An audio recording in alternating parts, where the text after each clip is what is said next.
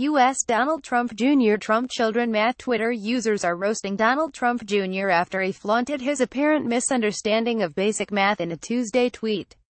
The eldest Trump child had attempted to make a snarky remark about an October 2015 Chicago Tribune headline, 5 years into Common Core, many SAT scores below average but ended up flunking a middle school math test instead. I would imagine that 50% are below average. That's how math works, Trump Jr. wrote.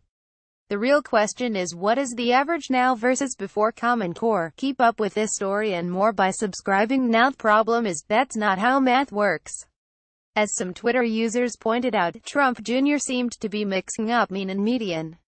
If the first son wanted to calculate mean, he would add up all of the test scores and divide them by how many there were.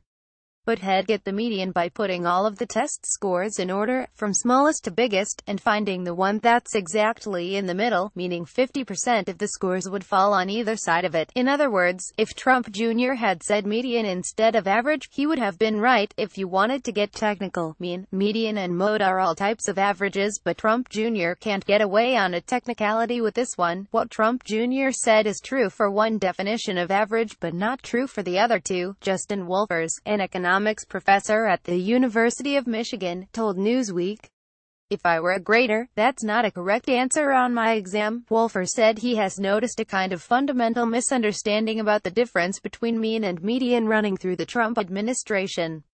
President Donald Trump's current tax proposal, for example, promises a $4,000 raise to the average American family. When you give a tax cut to the extremely rich, on average it has a big effect on the mean American family and no effect on the median American family, Wolfers explained.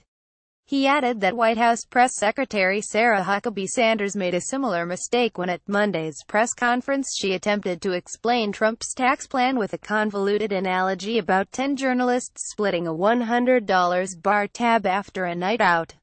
"My guess is that Trump Jr. didn't mean anything sophisticated by his tweet, he just thought he was being clever," Wolfers said. But in fact, what he tweeted wasn't entirely accurate. It's not the first time a Trump family member has shown a poor understanding of basic middle school skills.